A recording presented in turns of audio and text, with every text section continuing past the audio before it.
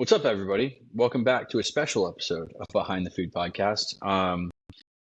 This week, I have my co-host Daniel, and also my other co-host who's not here, but he's supposed to be here, Hank. You guys might know Hank from, or Hank Watt. I forgot to say his last name. You guys might know Hank Watt, from his magical berries on LinkedIn and how he never stops talking about them. He'll be coming back tomorrow. I think he'll be back in out of the wilderness tomorrow. All right. Well, Hank will be here soon. But these episodes, what we wanted to do is we wanted to have an episode once a month where we just comment on different news topics. Yep. Because that seems to be something that people can gain value from and we can talk about. And so on this Wednesday, last Wednesday of the month, we wanted to talk about a couple different consumer things that we thought were really cool. Acquisitions are not something that you hear a lot. They're not something you hear a lot right now. Yeah, not a lot of IPOs either. Been 2 acquisitions recently in the hand sanitizer space. Really strange.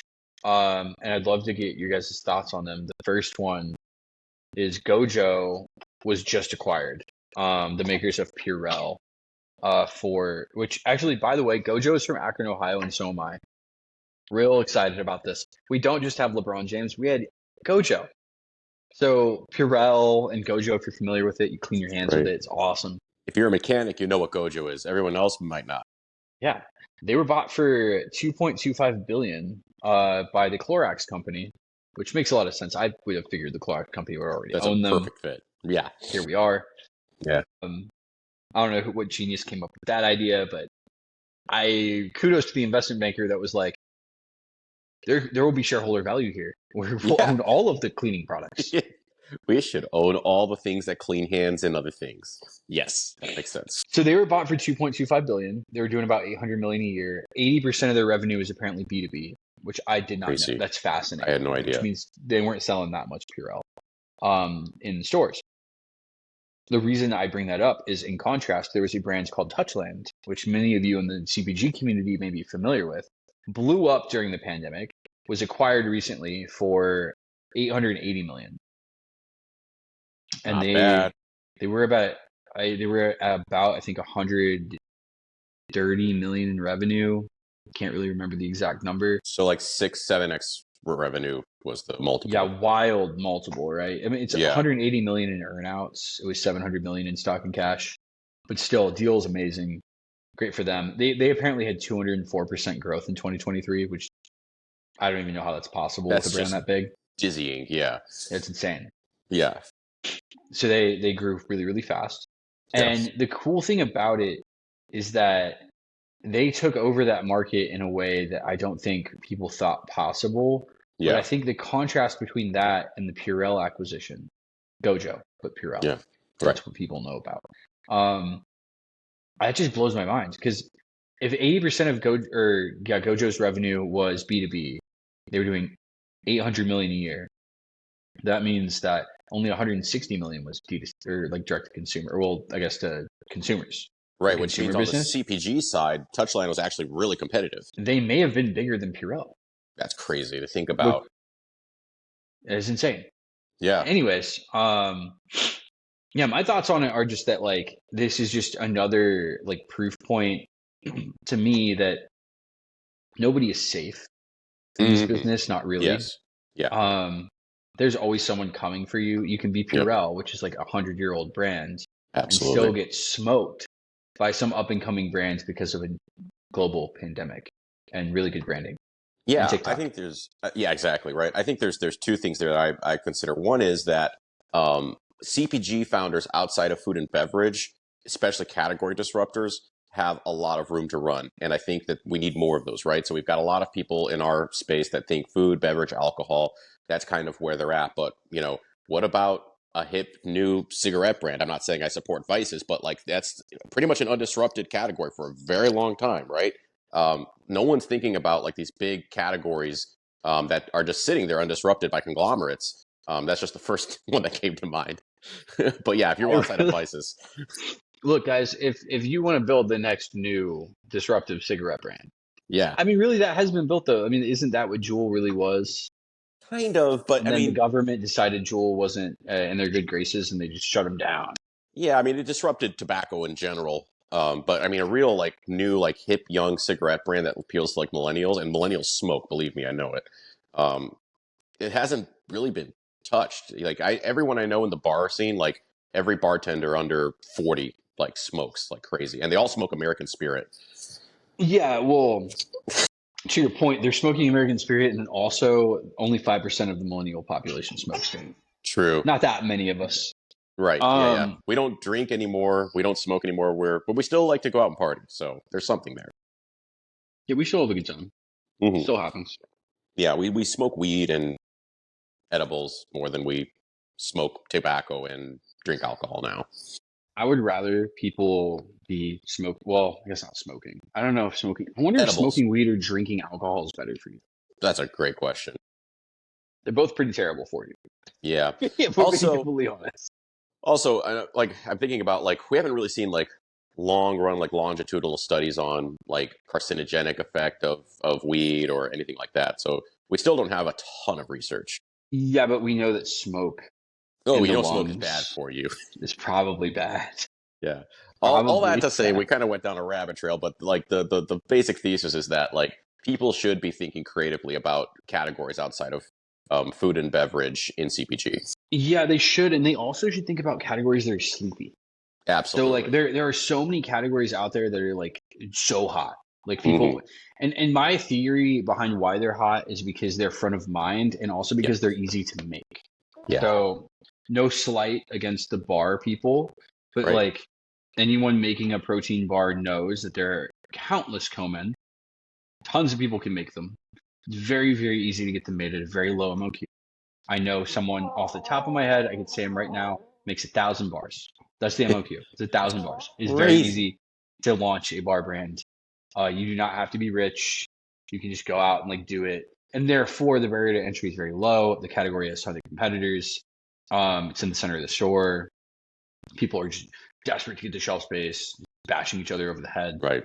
Um, Red Ocean theory, where just slashing each other. Yeah, whereas like if you were to go to I interviewed a founder on our podcast a couple months ago in November, uh Onoen.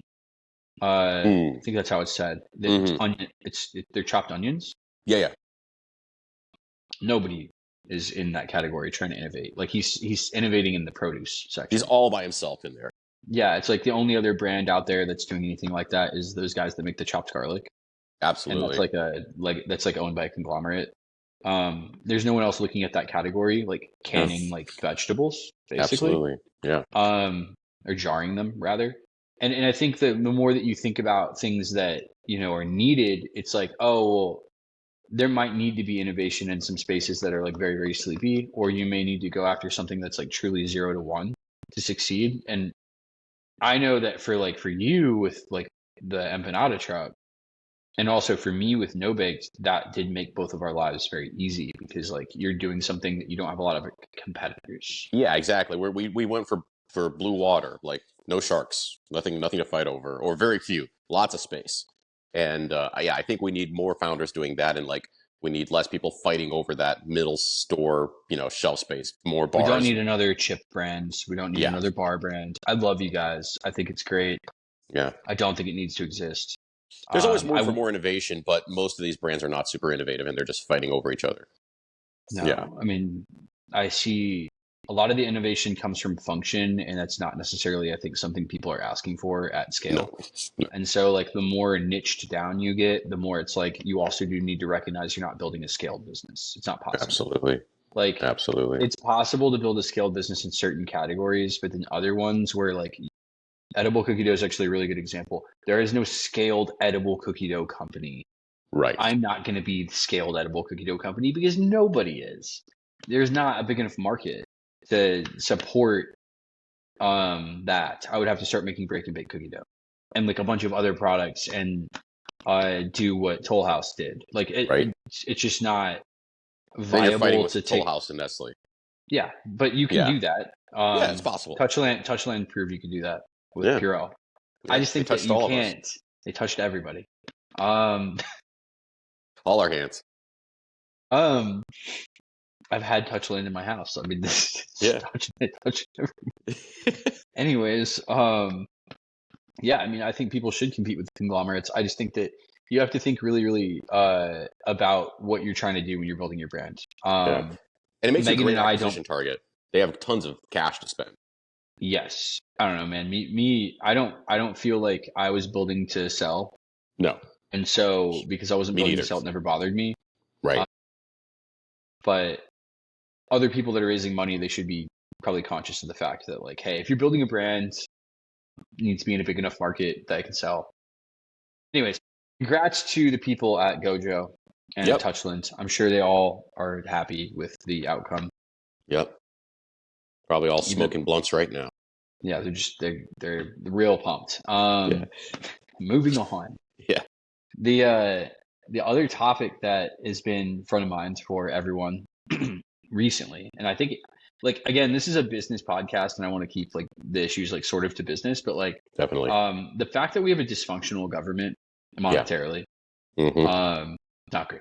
Like Not good. It's real bad, and I'm not just calling out the current clowns in charge. I'm mostly calling out the just laundry list of idiots that have been in charge of the show for the last 30 years. I have a name for I it. mean, Longitudinal dysfunction. yeah, Over time. it's over time. And it's extremely dysfunctional. And now it's reached a point where government was shut down for a record amount of time, a month and a half ago, or 2 months ago. And according to Kalshi, let's look up the current odds for a government shutdown on Saturday. It was just super high. It's probably 999 to 1 or something like that. What do you think the percentage chance is, Daniel? It's 99 to 1. Maybe You think it's 99.99 99 to 1. to 1. Okay, we're going to Kalshi. Yeah. 85.1%. You're low. I'll bet it's going to go up by the time we get towards Saturday. It's just going to climb. It went to the moon. What day is this? It went to the moon on January 24th. That's when So it went just to a the few moon. days ago. Yeah.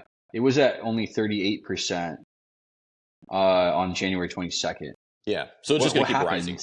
What happened on January 24th?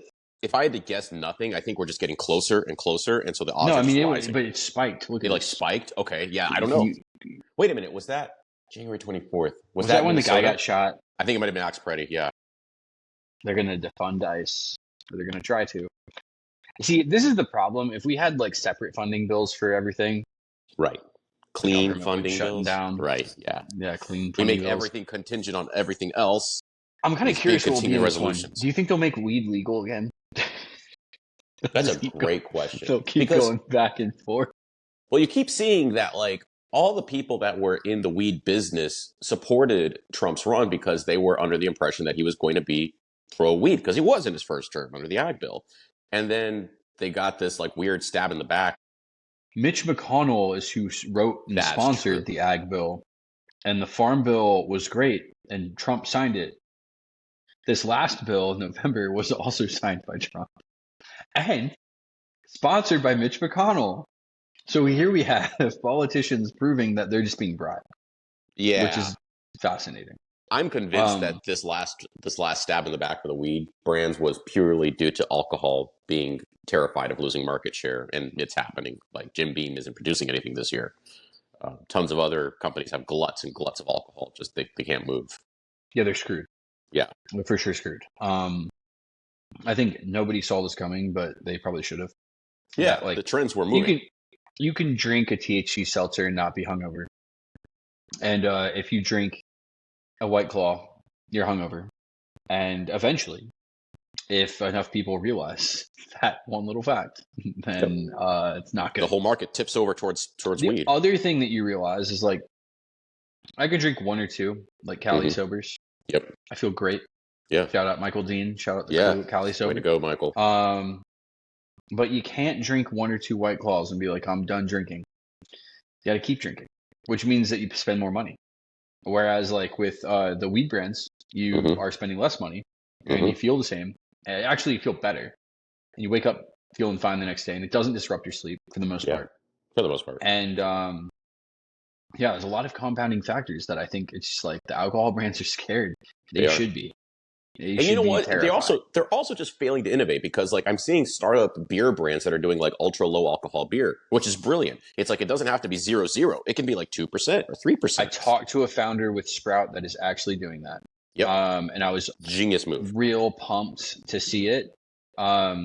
He's making 3 different products. One of them an A beer, one's a low alcohol beer, and the other one, which he's now kind of mothballed, was a THC beer. Yeah. NA and He's low A, making them I mean, all to taste just like beer. yeah. It was amazing. I tried the NA one. Very good. And it makes me continue to kind of believe in the trend, which is people not drinking. Right. Yeah. And people will drink a 2 or 3% alcohol beer, like, because what it does is it gives you the same net effect of a THC seltzer, which is you're more social, but you're not sloppy, and you can wake up the next day and go to work and be totally okay. That's what people want. They don't want it disrupting their life. Well, people also want to slowly limit their alcohol consumption. As many of Absolutely. you know, I am going sober 2026, so I'm not Let's drinking go. all year, and I feel great. And I did this. I didn't drink for the first 6 months of 2023 or the first six Yeah. months of 2024, I remember that. and then I drank in 2025. And I will say that I my athletic performance was not good in 2025 as compared. Now there were other confounding factors, including the fact that I have a baby Right. doesn't Let's let me not forget. sleep. She slept through the night for the last 2 nights in a row for the first time in her whole life. She's 10 months old. My other 2 children slept through the night when they were 2 months old. So this has been 8 months of a nightmare. yeah. Anyways, 2025 was not good for my HRV or my No. VO2 max Right. or my resting heart rate or any other statistics that Right. show that someone is extremely stressed out. Yeah. In Your fact, aura ring is like, what is wrong? well, I had this drop off of HRV from September on. It just started rebounding, and I think it was just sleep deprivation, stress from the business, and the baby all combined all at once, and alcohol all punching me in the face at the same time. Anyways, wow, we got way off topic. That was a good topic to talk about, though. The fact that people are drinking less, I think, will continue, and I think people should probably plan accordingly. If you're starting an alcohol brand, you're dumb. That's my Unless take. you're tackling like the NA low A space where there's growth. And I think really the opportunity isn't so much in NA as it is low A, in my opinion. And I don't drink at all because what I see is people still will want to have like a little bit. 2% Yeah, won't hurt them, and they'll be happy. yeah. Andrew Huberman might disagree with you. He will, and he's right. He's right. I think that at some point, man, people you have to stop. I've actually said this for a long time out loud with all of my friends. I've said it to you. I think by the time I'm 40, I can't drink anymore if I care about living longer. I don't think that, you can maybe drink some wine at your kid's wedding. Yeah. You can, enjoy a glass of wine with your best friend once Right. a quarter. But, Right. you It's don't bad need to for be you. drinking, dude. Yeah. It's not good for you. If It you killed my granddad. Yeah, He drank himself to death. It has killed people in my family. I've seen it kill one of my friend's parents while I was in college. Died of alcoholism. Didn't know that was possible with someone that young. 100% possible. It can. You drink a lot, but it's possible. Yeah, but it's also just it's a slow death for the people that it's Oh, yeah. not killing in front of us. Would you have had that heart attack had you not been drinking 4 times a week? I don't know. Who knows? Maybe. Yeah. Maybe not. Yeah. There's a lot of compounding factors, but I think the one thing that it does is the more you drink, the way that I actually stopped drinking the first time, this time was very easy, but the first time in 2023 when I was addicted, I love drink. I still love alcohol. I'm just not gonna lie to everybody. I love alcohol. Alcohol is amazing. It's a great feeling. Spectacular. It makes me feel awake and excited after I have 2 beers. I'm just wow. Let's go. I have one of those genetic things. 10% of the population is like me. Yeah. It's 10 or 15%. And it's mostly people with Scandinavian background. Oh yeah. Yeah. Or Germanic. So me. Pressing cold places. Yeah. So those people get hyped when they drink. The the thing is, like, I wanted to train for a race and I couldn't train and drink. So if my training was at nighttime, I couldn't drink That's a until good after I was point. done training. Well, by the time I was done training, because I had to put my kids to sleep, it was like 9:30 and I had to go to sleep. So then I can't drink. So then you're not even tempted because you're like, well, I can't drink during the day because I'm working. I can't drink at dinner because I have to train later. I can't drink now because I'm putting my kids to sleep. Like, it's like a whole thing where it's like I've just replaced the activity with something Yeah. more healthy. Yep. That goes for most addictions. That's the way you break it. Oh You got yeah, to true. replace it with something better. I mean, really, that's the way. You have to That is replace it true. with something better. And you did. I think you didn't even plan on it. I think it just happened. It did just happen. And I got the advice of not drinking from our friend Anthony Ferkser. That is who actually convinced me to do it without knowing he convinced me. I find it fascinating when people have influence on other people because I see it in my own life. Like Anthony convinced me I shouldn't drink. The way he did that was I had asked him one time, why don't you drink during the season? So Hmm. whenever he was playing football, he wouldn't drink. Right. And he was like, well, I was just told one time by like a friend, I think he said like a friend or a coach or someone was like, yeah, like if you just don't drink, you'll like just perform better during the season. You should probably not do it. And he was really, really worried about like doing really well. He didn't drink. And then later that year, well, when 2023 started, because I think that was right around the time this happened, I was like, oh, well, I'm training for this race. I shouldn't drink. So I won't drink while I'm training because then I'll get in better shape and I'll crush it. Yeah, And it turns out that that is true. it is true. And the thing is, for millennials, we definitely become the generation that like measures our health metrics more than anyone else. So because we have smartwatches and Oura rings, we can see so clearly when we stop doing a bad habit like drinking, like immediate impact to our health metrics.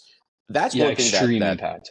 yeah, like our parents didn't have that. So I think that that may be like a secret driver of people stopping because they immediately see improvement in their metrics. Yeah, it's been hard for me to see it because I've been training so much in January. So like my HRV is usually crushed, and so is my heart rate's usually elevated a little bit when I'm sleeping. The place that I've seen it is I went on vacation last week. When was I in Nashville? Was it 2 weeks last ago? weekend? I don't know. I I think don't it know. was I two was in weeks. Nashville. I saw you Yeah. on that trip. My resting heart rate was 47 beats a minute again. Wow. And it had been over like nearing the end of the year. I was sick a little bit in December, but like throughout the end of the year, my resting heart rate was like 51 beats a minute, 52 Yeah. Yeah. when I wasn't training. And it's like, dude, that's like I mean, yeah, I've been training a lot more and that probably had a little bit of an effect on it. But like the fact it got down that low, I was like, oh, this is definitely not being on substances. Yep. That's crazy. That is And so, crazy. yeah, you can see it. And then you can say, like, okay, I have an actionable thing I can do. I cannot drink. That's probably having an impact, man. That's why people aren't Hmm. drinking as much. They hear Andrew Huberman, they put on Yep. their whoop, they Yes. go and realize that they've been fucking up and they stop drinking. Yeah. Absolutely. Yeah. I think. Have you heard of this company? There's a startup called Alcarel. Have you heard of this company?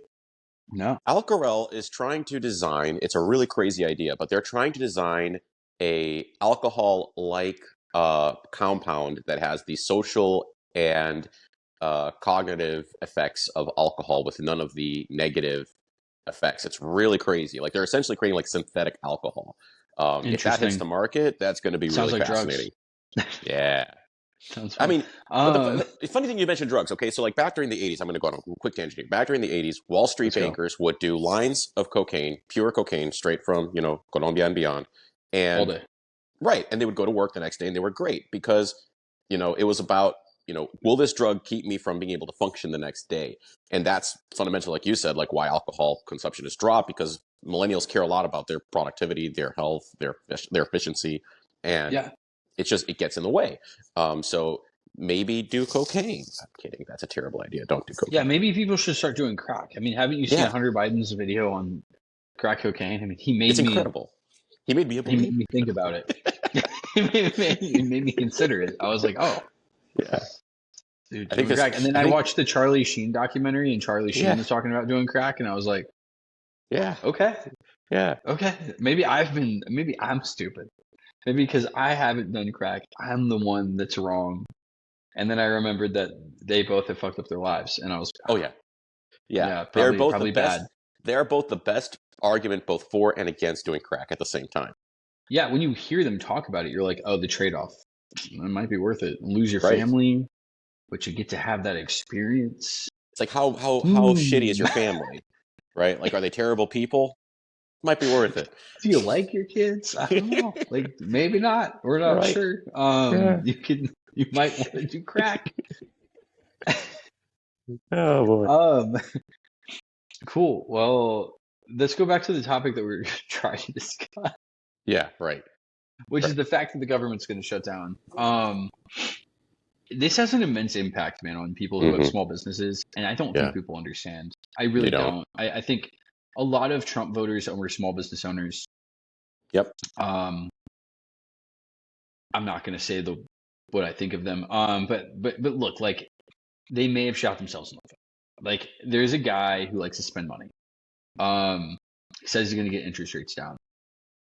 The interest rate at the Fed at this point, I don't think even matters. I think we've No. reached a breaking point where what matters is that the market for our debt, which Hmm. I know most of you didn't go to college, so try to follow me. Um, the market for our debt is a supply and demand based market. And the less people that want it, the higher the price. Hmm. Because, well, what happens is the price is what we're paid them. Right. So, like, a The market for yield debt is on the the bonds. reverse of a, yeah. I'm trying to explain this in layman's terms. The best way to think about this, I think that people should really consider, is that it's the reverse of a supply and demand market for consumer products. They are buying something that will make them money. And so the price has to go up the less demand that there is, Right. the yield. Yeah. So the yield is the interest rate. The interest rate on our government debt is actually what determines most of the interest rates of the things in your life.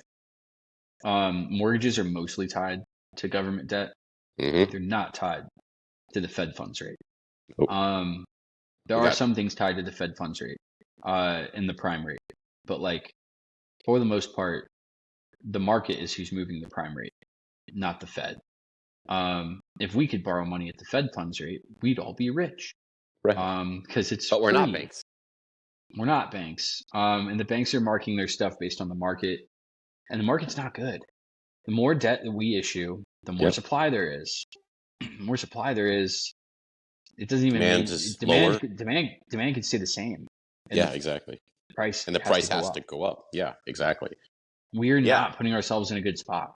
And No. this is going to hurt small business owners. It will hurt people's ability to borrow. It will raise interest rates on houses. It will raise interest rates on cars.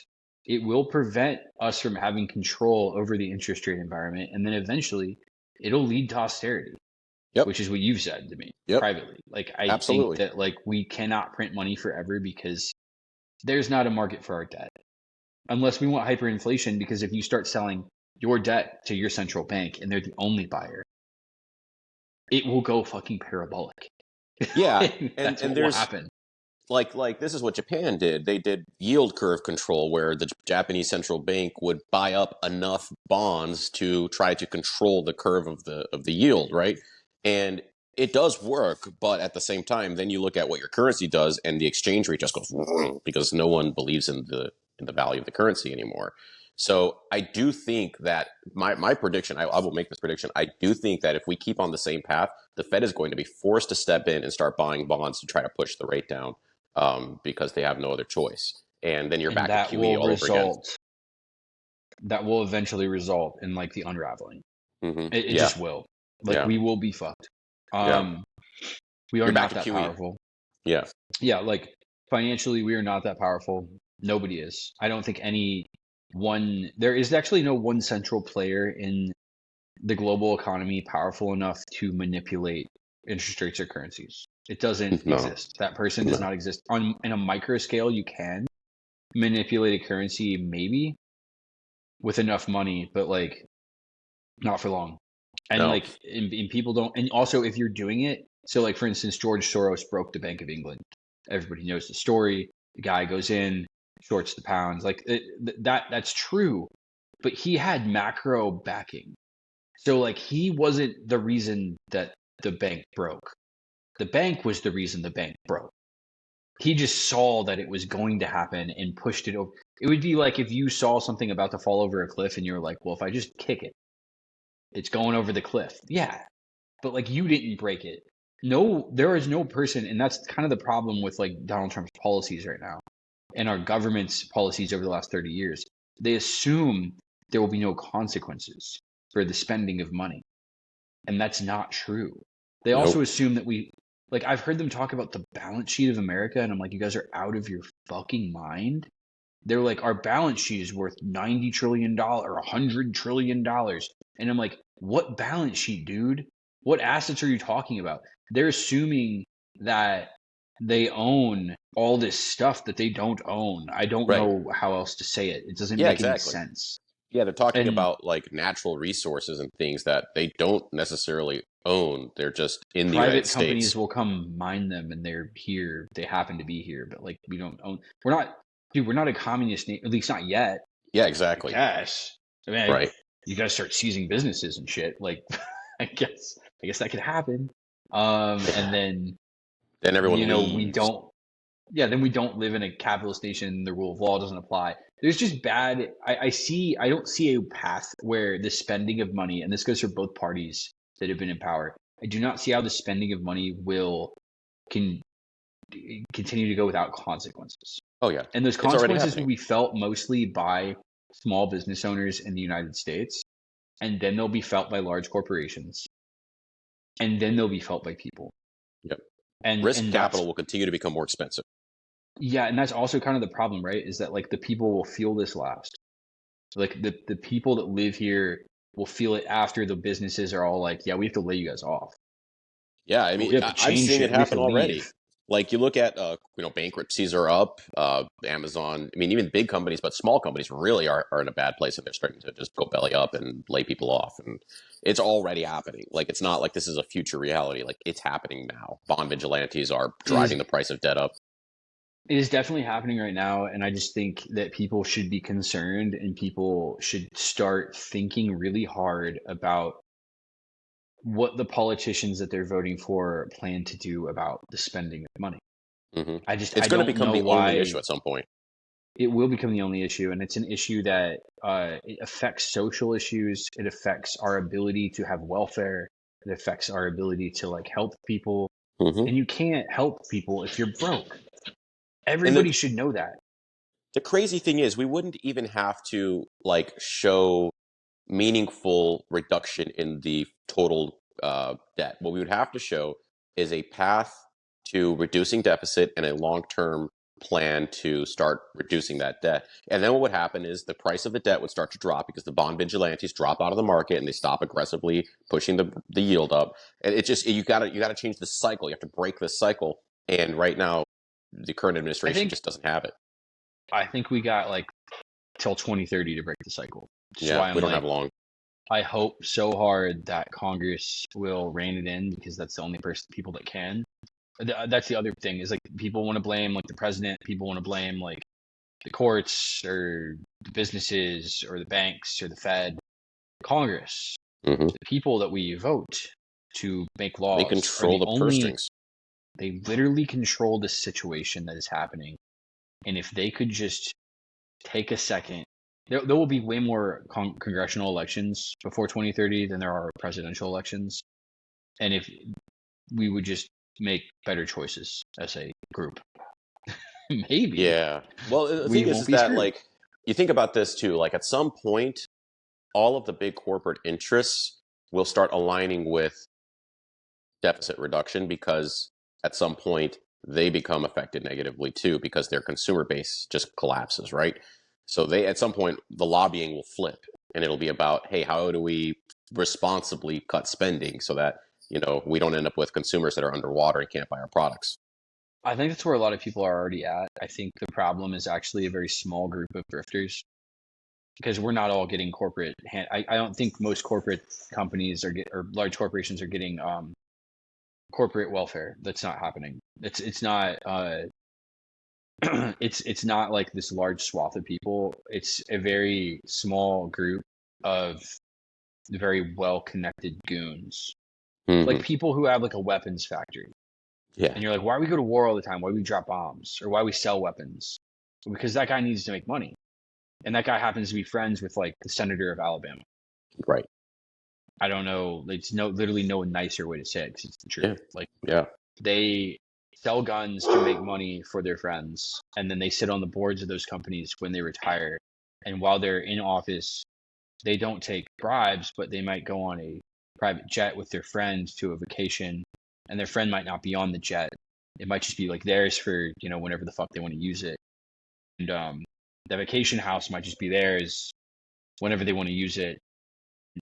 They might even give them a credit card, like a sugar daddy. Yeah, I don't know. Who And knows? it's not theirs. The campaign might have to pay for expenses to campaign. So like they're like, hey, we had to go to Fiji on the campaign jet. And then we had to buy, you another house because campaigning's hard. And we had to put your family in a second house. I don't know. And so like there's no mortgage on that house. So the campaign paid for it. It's cool. Right. Yeah. It's all good, guys. It's Living in not Washington's illegal. expensive. I swear to God, it's not illegal. Yeah, living in Washington's expensive. We have to have a DC house. You got to have a house back in like Exactly. the place we live. Got to have 17 cars and For all the a staffers. shit ton of guns. Yeah, if, Right. if I'm a conservative, a shit ton of guns. If I'm a Democrat, You have a freezer full of Ben and Jerry's. yeah, I'm something sorry, like not Ben and that. Jerry's. What was that? She had Jenny's. A bunch of Jennies. You got to have like a grow farm in your basement because obviously you do drugs because you're a Democrat. I don't know. Like there's so many things Yeah. that they have to buy. Yeah. So many expenses to being Right. alive. Yeah. You can't insider trade with no cash to start with. No, you have to have some cash. You have to have a little bit of a starting Yeah. point to become Nancy Pelosi. She didn't come from That's nothing. right. Yep. She had some help along the way. That's right. All right, Daniel. Let's wrap this up. This has been good test episode. Hank wasn't here, guys. He'll be here next time. Yeah. He's flying back to And- LA tomorrow. I think he'll be back in town. Oh, he's flying back to LA. I didn't know he was out of town. Yeah, he said Well, that actually makes if you sense. He meet wasn't him, as- you'll. He did actually. If you go to LA tomorrow, you'll meet him there. Like you'll be in the same place. Yeah, we'll hang out. Maybe he'll let me stay at his house because I don't have anywhere to stay. There you And go. I would normally ask my friends, but they moved to the Valley, and this is in like Long Beach. Like those are two separate places on Earth. Too far. Yeah. I kind of hate Los Angeles. I'm sorry if anybody likes it. I kind of hate it because it's so big. I really do. Like It's if spread you, out. I had a friend that went there recently, and he's like, I think I spent $500 in Uber, and I was like, I mean, I believe it. It's like $100 to Uber from one place to another because it's like really far and really long to get there, and the traffic's terrible. The one cool thing about Los Angeles is like the beach Yeah. and the weather, Absolutely. and that's it for me. After that, I'm good. But the beach and the weather are really great. Yep. That's why people don't leave. Yeah, I guess it's just the beach and the weather. Pretty The much. vibe for me is also like pretty good vibe as far as big cities go. I'm more of like an LA person than like a New York person. I think New York has more of like you gotta make money right now Oh yeah. vibe, and that freaks Go, me go. out. I don't like that. Ironically, I All right, kind of dude. like New York better, but you know. I like them both. I like them both for their own reasons. All right, dude. I'll talk to you later. Yep. Everybody, bye. Peace, guys.